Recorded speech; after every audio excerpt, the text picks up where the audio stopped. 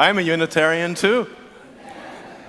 Well, good morning, everybody, and that musical introduction is our friendly, upbeat way of saying welcome to another Sunday here at First Unitarian Society, where independent thinkers, that would be us, gather in a safe, nurturing environment such as this one to explore issues of social, spiritual, and ethical significance as we try to make a difference in this world.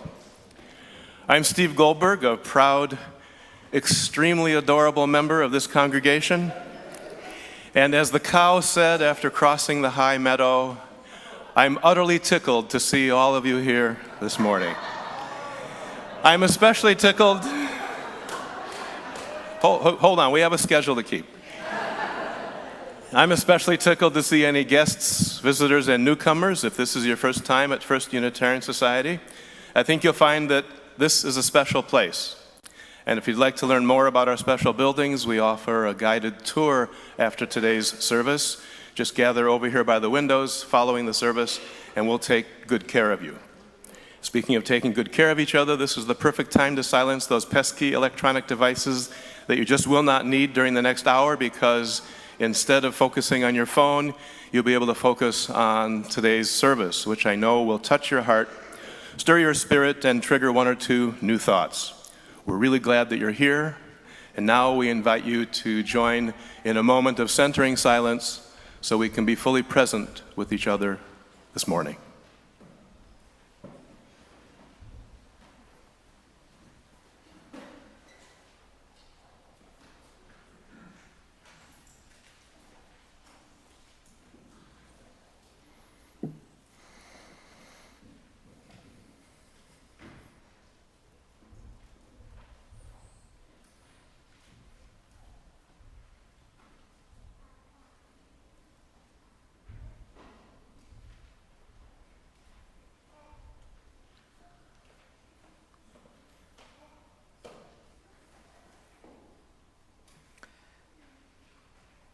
May we move from this time of quiet into our opening words, remaining seated, by Morrison-Reed. The central task of the religious community is to unveil the bonds that bind each to all. There is a connectedness, a relationship discovered amid the particulars of our own lives and the lives of others. Once felt, it inspires us to act for justice. It is the church that assures us that we are not struggling for justice on our own, but as members of a larger community. The religious community is essential, for alone our vision is too narrow to see all that must be seen, and our strength is too limited to do all that must be done. Together, our vision widens, and our strength is renewed. I invite us to rise in all the ways that we do as we sing together our in-gathering hymn. We'll actually do it as a round. We will sing it as a unison gathered body through once, and then we'll divide in half. In this side of the congregation will be part one. This side of the congregation will be part two. Heather will lead part one. I will lead part two, and we'll sing it through twice entirely as a round.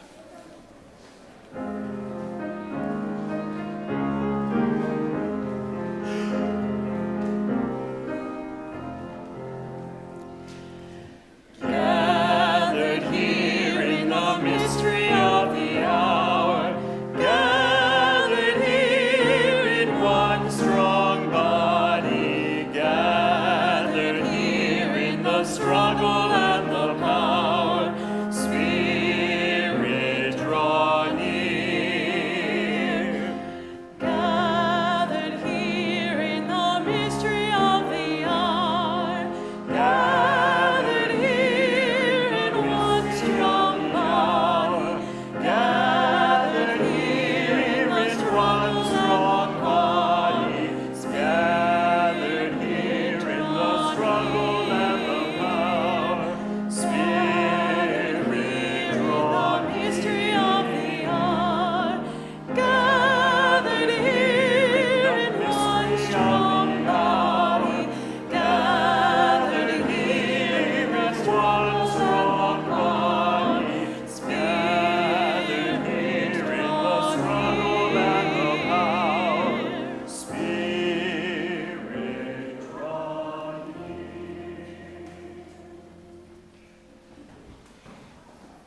As we remain up and Steve comes forward to light our chalice, I invite you to speak with me the words printed in your order of service.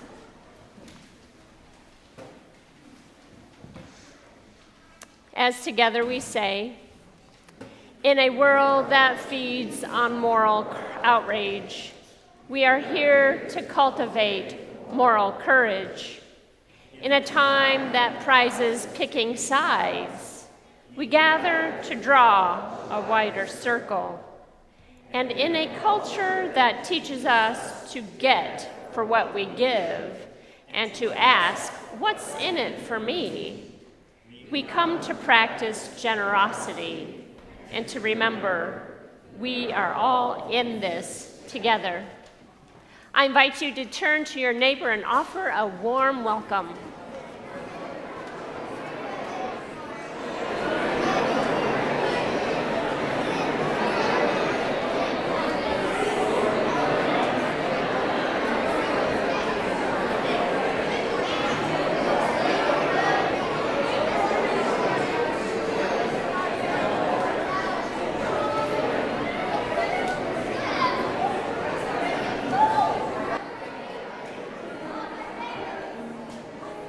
It's time for a message for all ages. So the young and young at heart can come forward if you want to be able to see the storybook. So good to see you all. Happy sunny Sunday. Happy sunny Sunday. It's finally sunny. Happy sunny Sunday, yes. This is the month that we are starting to talk about belonging. That's kind of a long word, belonging. But something like, he says, belonging in a home. Yes, kind of like we belong in our homes, or sometimes we belong in our families. And sometimes we belong to our pets. Do any of you have pets? Me. Yes. And I also hear our pets belong to us. Maybe it goes both ways. We shall see in this story called Scrawny Cat. Cats own us and we own dogs, says one person up here. So this is a story about Scrawny Cat. A scrawny cat crept down the street. He was lonely. He was little. He was lost. Oh, goodness. He had belonged to someone once, and she had belonged to him. Someone who picked him up and scratched his ears and let him lick her chin. Someone who knew his name. Now everyone called him, "Get out of here." But the scrawny cat knew his name was not "Get out of here." The wind hurried and the scrawny cat along. He hungered in a doorway where good smells drifted out. Maybe someone would let him inside and give him something warm to eat. But when the door opened, a man yelled, "Get out of here!"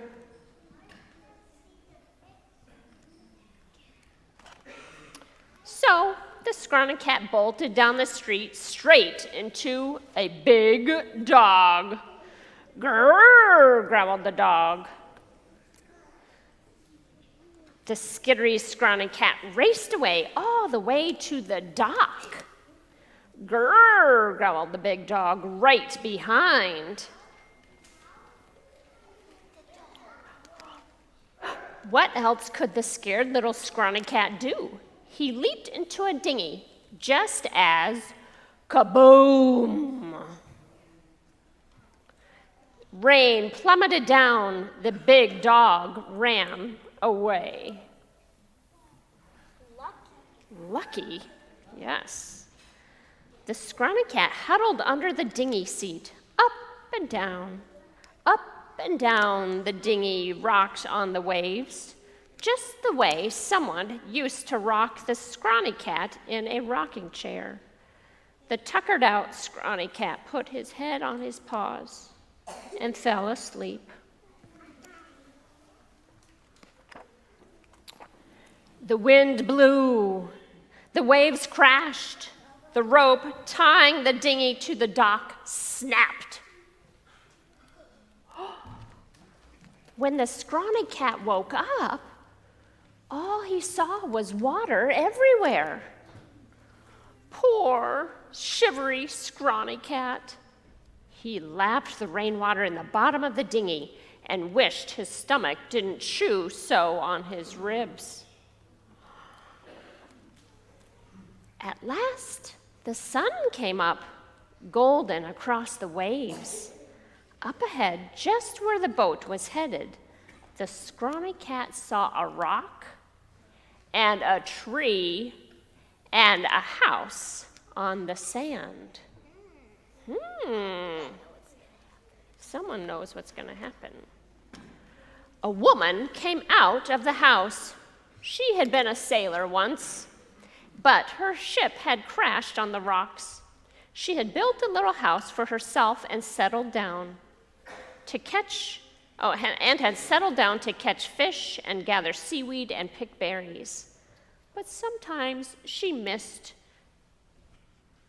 sailing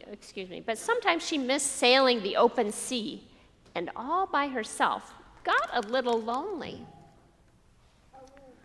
Now she came down to the shore to see what the storm had brought in.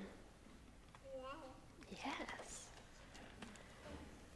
The scrawny cat huddled under the dinghy seat.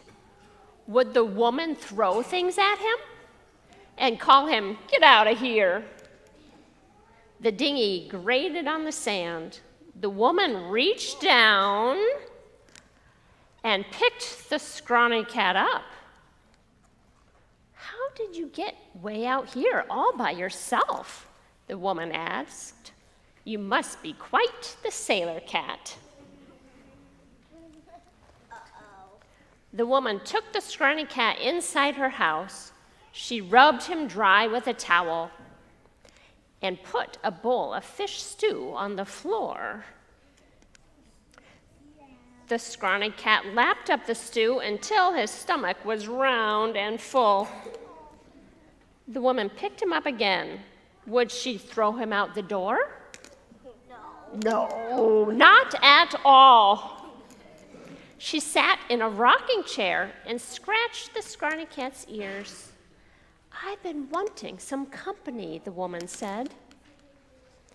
"And you came along, sailing in like a regular skipper."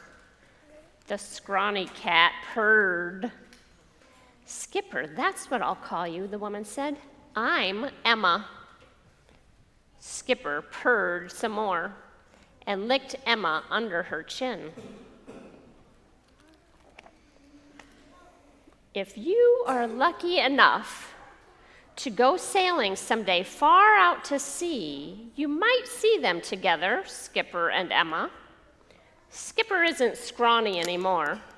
He's a real sailor cat now.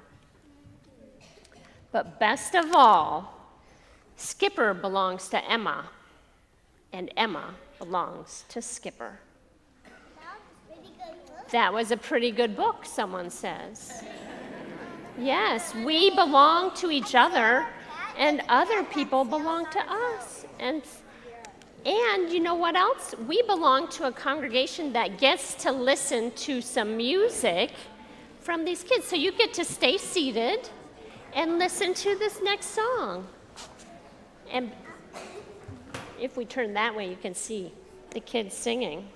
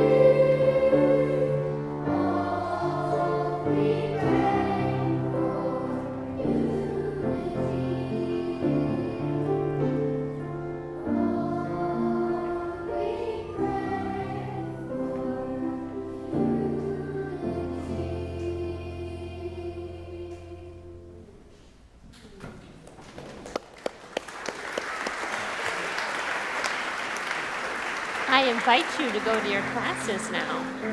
You can go to your religious education courses.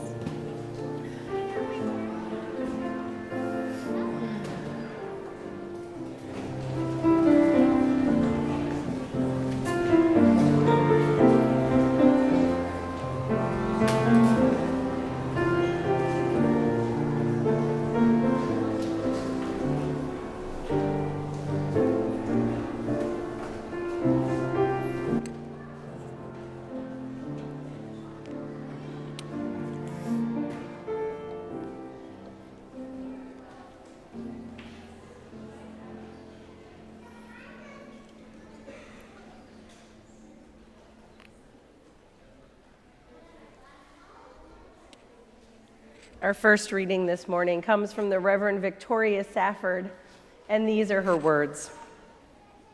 Imagine this.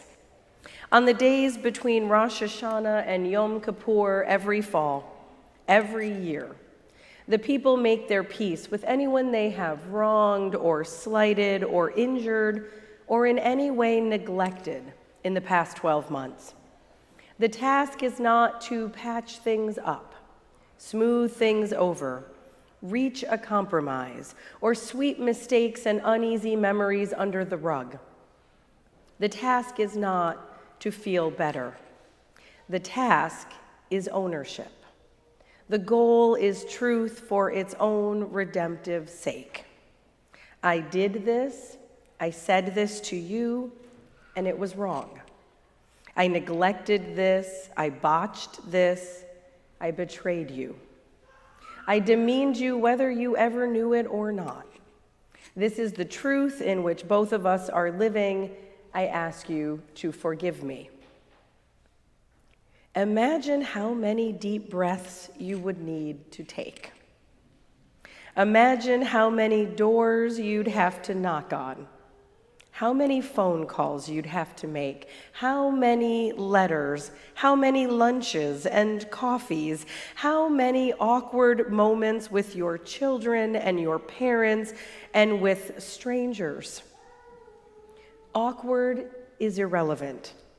The task is not about comfort, it is about truth, about wholeness and holiness, restoration. Imagine this. Someone has been preparing all year to speak with you, to write to you, to ask you a hard question. Perhaps in some way not quite conscious, you have even known this and you have been preparing too. Finally, you answer the door or the phone or open the letter with shaky hands, and there it is. What you thought you'd been longing for, but really have dreaded. Someone is asking for your forgiveness. The task is not about comfort, it is about truth. Awkward is irrelevant. You get to choose now. You have to choose whether and how you will participate in restoration.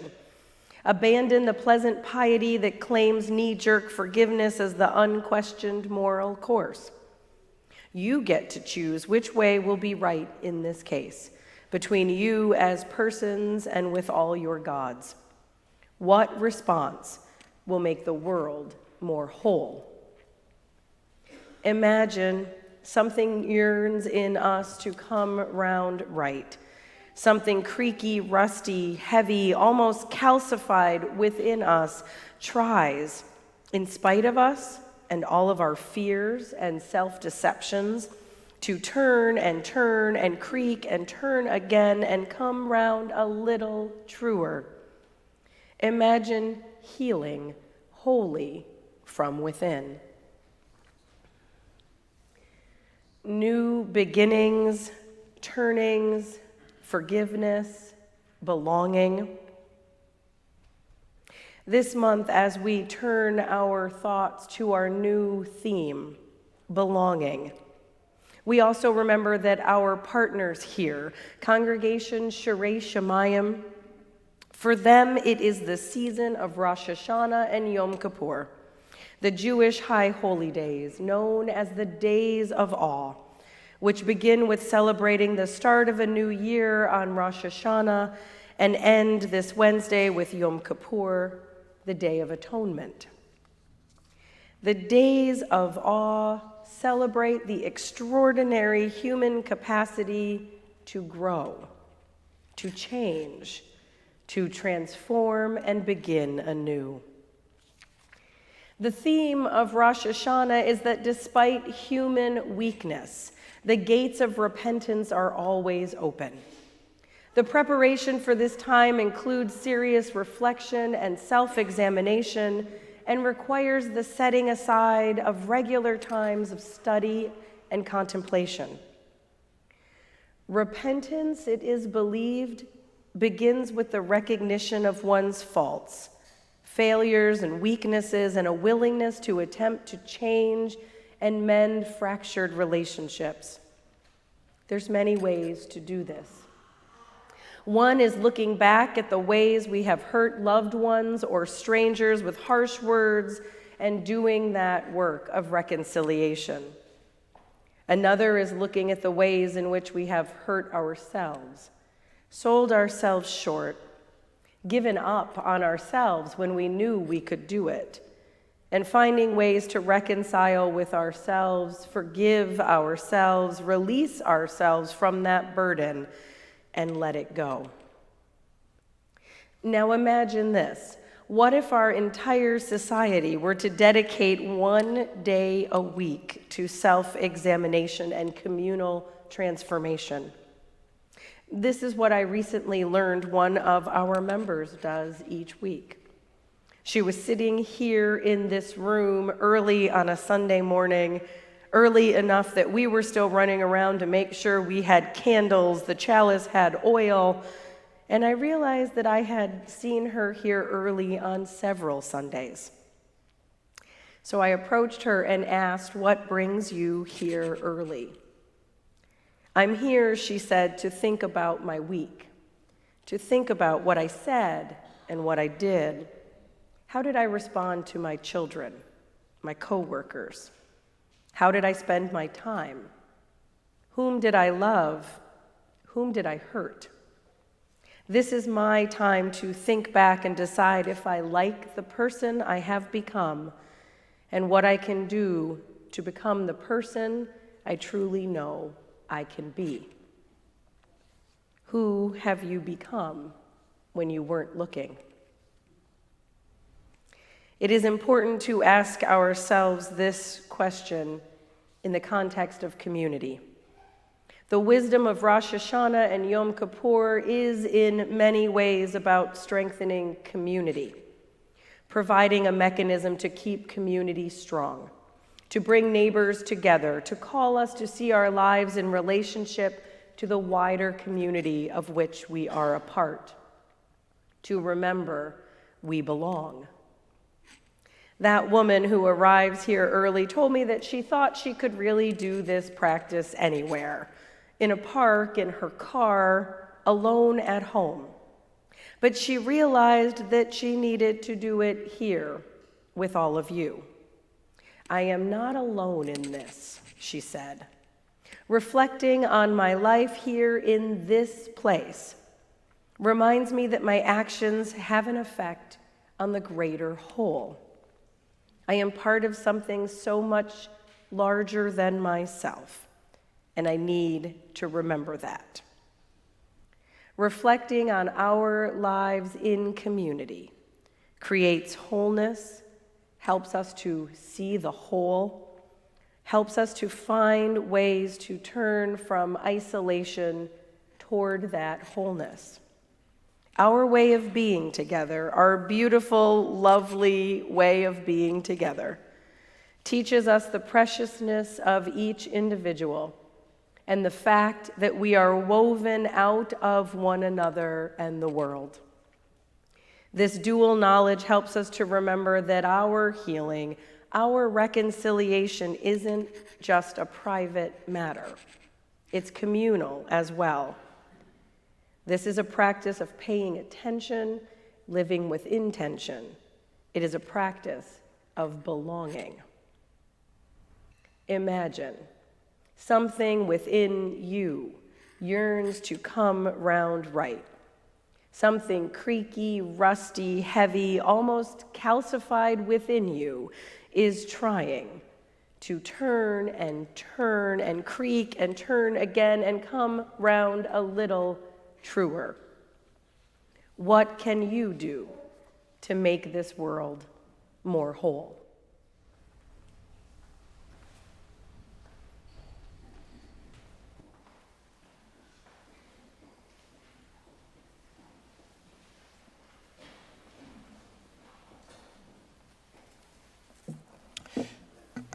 Consistent with that spirit of the High Holy Days, I invite us to join together in a Unitarian Universalist liturgy of sorts set to music that is an invitation to that right relationship, that consideration of atonement. It's number 1037 in the Teal hymnal, We Begin Again in Love. What you need to know in order to be a part of this song is that very first line is the entire set of texts that you sing to the same melody again and again. In between it, there are words that invite us in a meditative mood to think about how we are doing in our relationships. May this invite us into a time together of thinking about our relationship with each other, with the larger world. If you'll join me in 1037.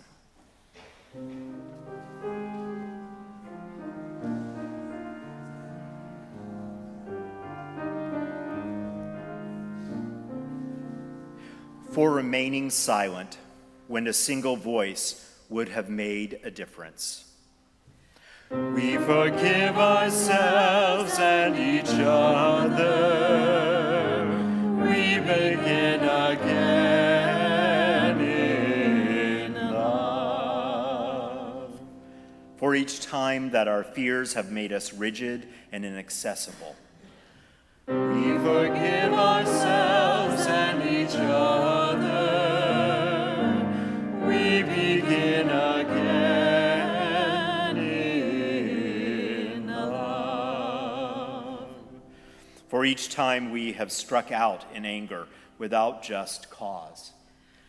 We forgive ourselves and each other. We begin again.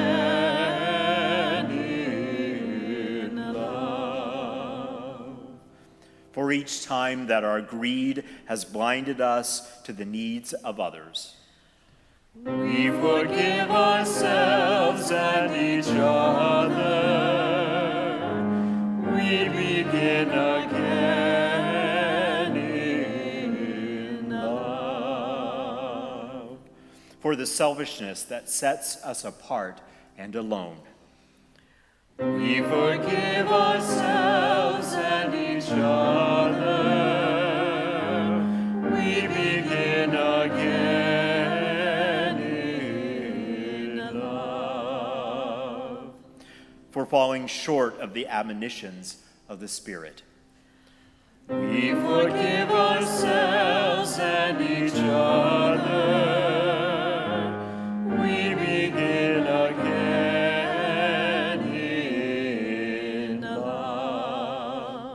For losing sight of our unity. We forgive ourselves and each other. We begin again in love. And finally, for those and for so many acts, both evident and subtle, which have fueled the illusion of separateness. We forgive ourselves and each other. We begin again in love. May such a spirit of unity guide us.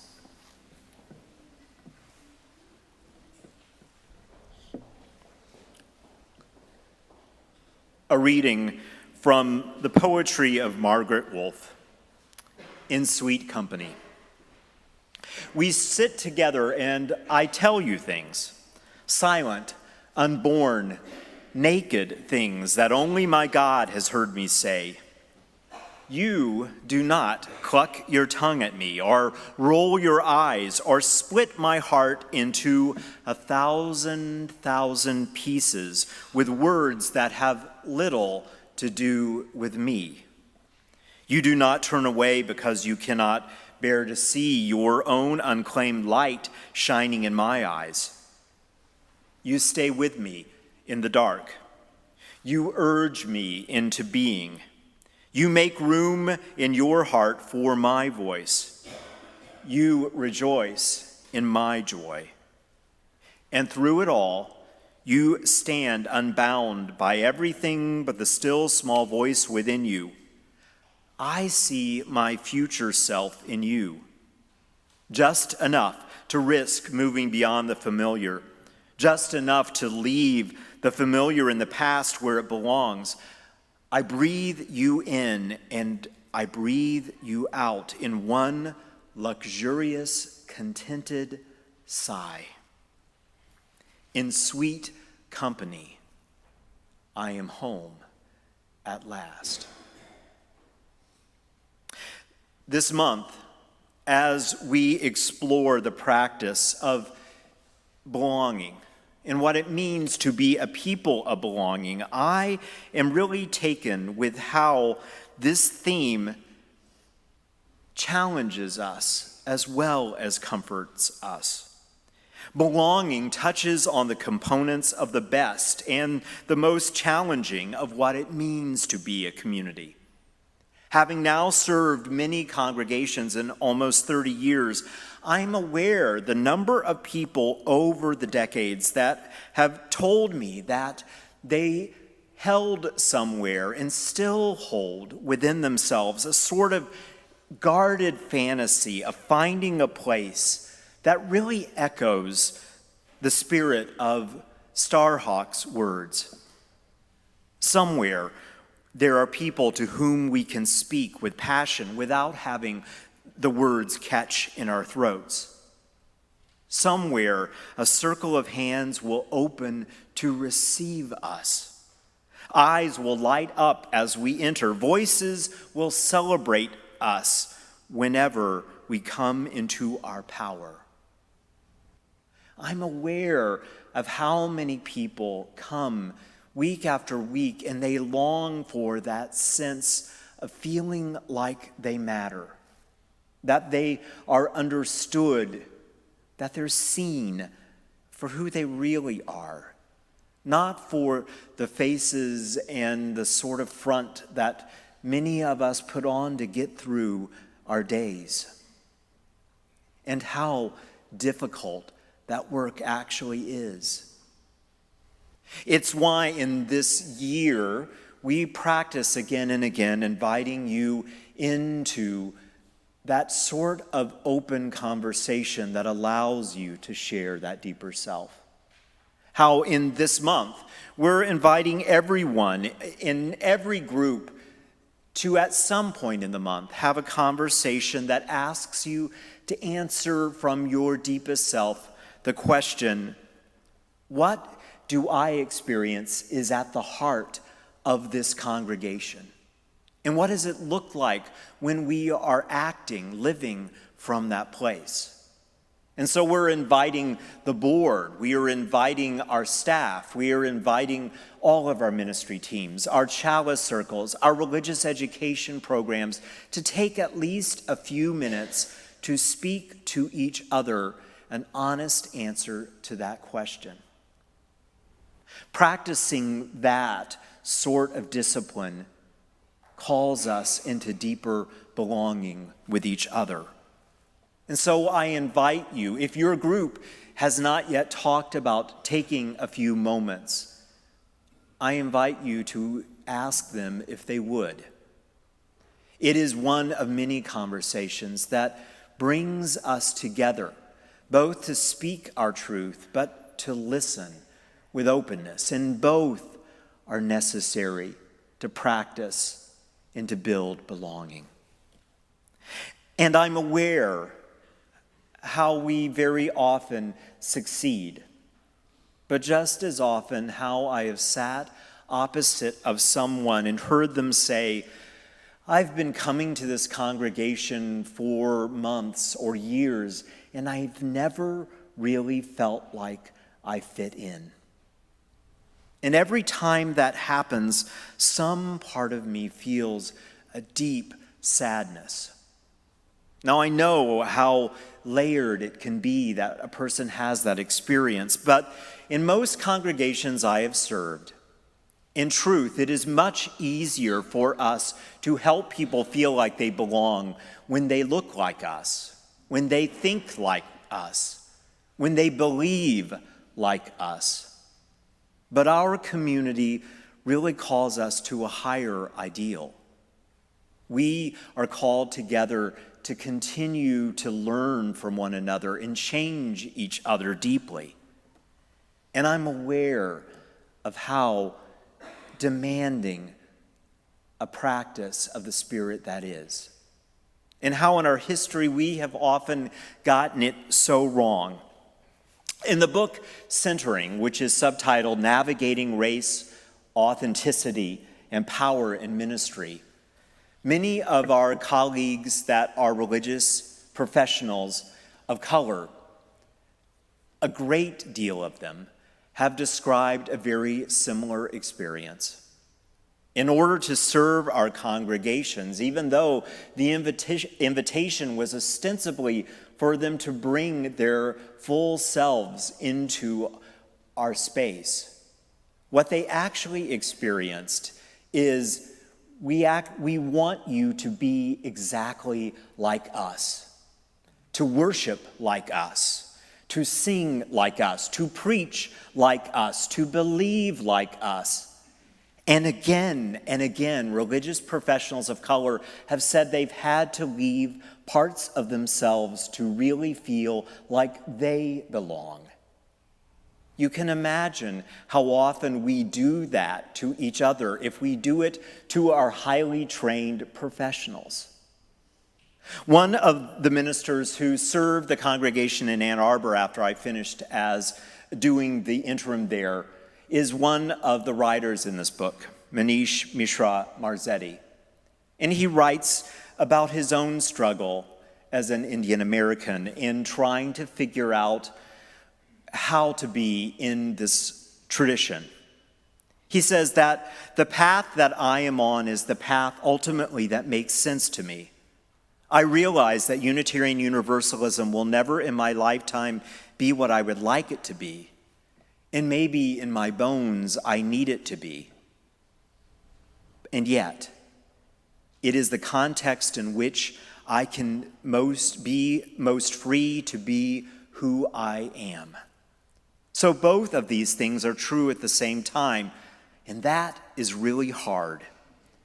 Obviously, if you enter ministry, you're idealistic. And if you're idealistic, you want things to line up in the ways that make sense, that are logical, and in perfect congruence.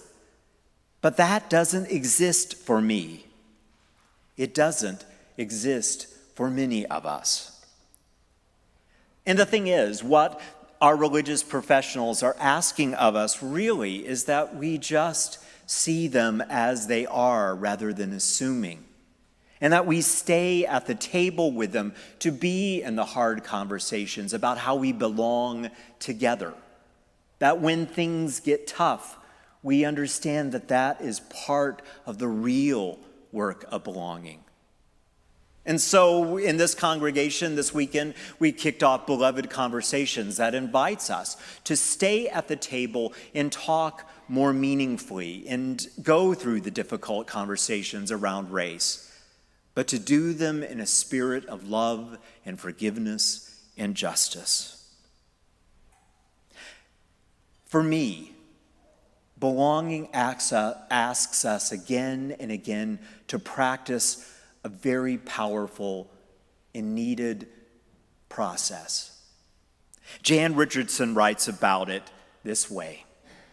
You hardly knew how hungry you were to be gathered in, to receive the welcome that invited you to enter entirely. Tentative steps became settling in. You began to breathe again. You learned to sing. But the deal with this blessing is that it will not leave you alone. It will not let you linger. This blessing will ask you to leave, not because it is tired of you, but because it desires for you to become the sanctuary that you have found. The powerful thing about belonging, what really makes it worth all of the effort, is that it asks us all to keep growing, to not stay in the comfortable and familiar places that can eventually become a sort of cage or prison.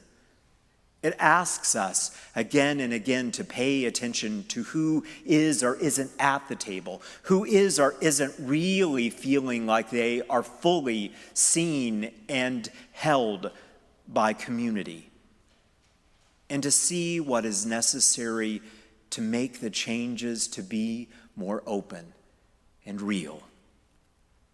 Belonging invites us to both the warm and inclusive place, the sense of being known and cared for, and it challenges us to grow together again and again.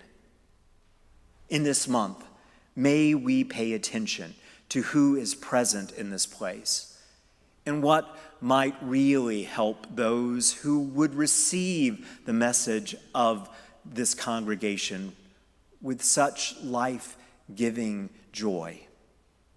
What it means to do a better job to really help each other belong. How we may grow together in love. May that powerful work, that life-changing work, call us on. Amen, and blessed be.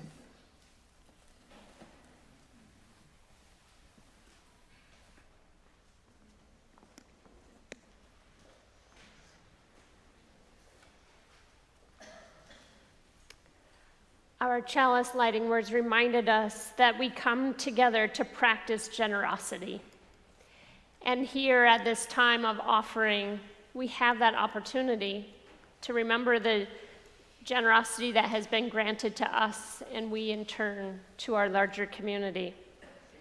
Our outreach offering today will be shared with the Literacy Network Citizenship Program.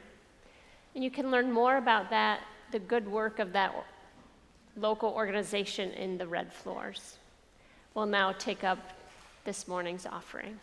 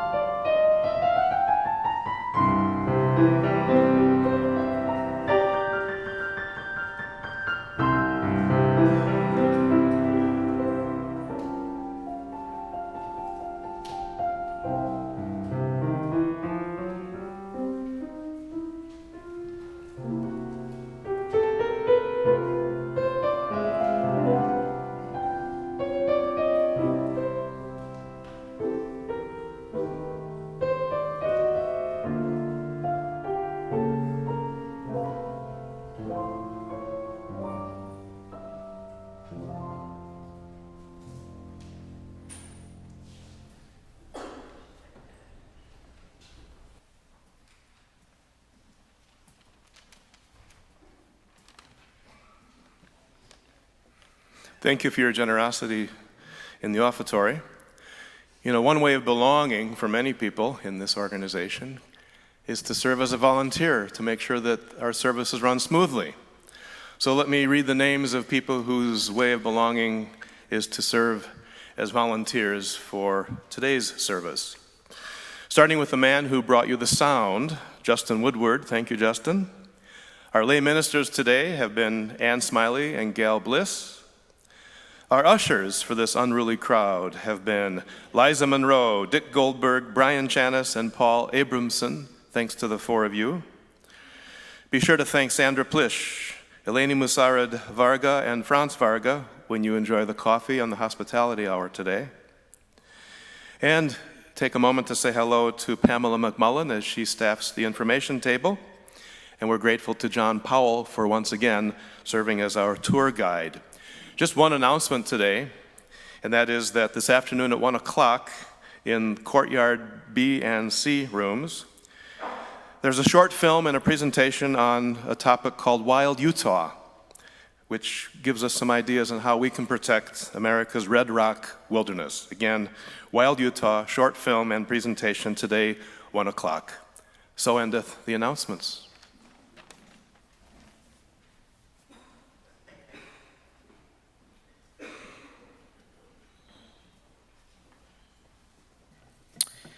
As we join together each week, we gather in this place bringing all that we are, both our joys and our sorrows. And so in this place where we practice love and belonging, we receive that full experience of life together. For a moment, may we think about our own lives and the lives of those people that are part of our connective web of existence. In this place where we are loved and practice love, may we seek to bring a circle of concern to all that need that love and support.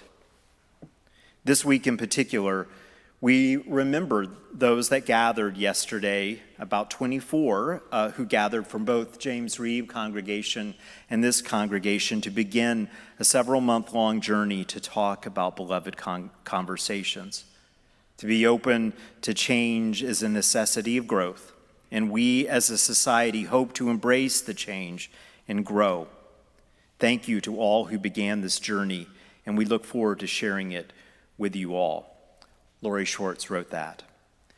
We share the celebration and honor of the 60th anniversary of Eva Wright and Bob Buzecki, and so our blessings to the two of you and many, many more. We also honor the joys and sorrows that are yet too tender to share in the fullness of community. May we remember that we are part of the web of life that makes us one with all humanity, one with all the universe. May we be grateful for the miracle of life that we share and the hope that gives us the power to care, to remember, and to love. For all of this and more, we are grateful. Blessed be. I invite us to rise in all of the ways that we do as we join in our closing hymn, number 354, We Laugh, We Cry. I invite you to sing with us the first and the fourth verse.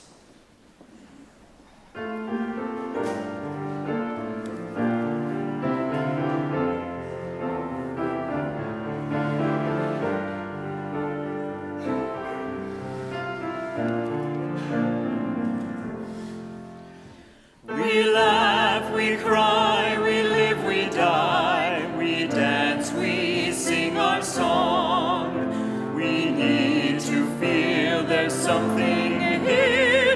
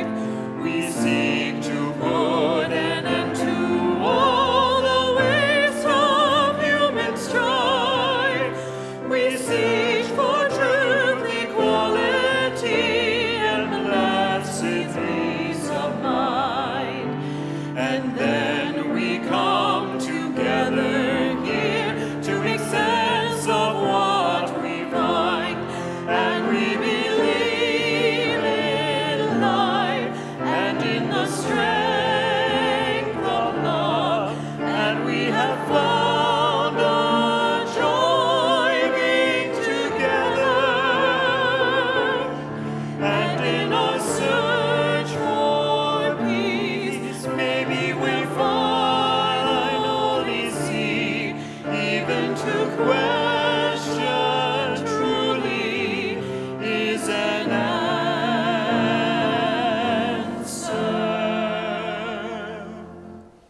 And now, as we prepare to go from this place, may that call to deeper love and belonging be one that we answer. For we may extinguish the light of this chalice, but not the wisdom that flows through each of us, not the power of our commitment to things that matter, not the warmth of love and compassion. These will remain in our lives until we gather in this place again. I invite you to take your seat one more time to receive one more gift together of music.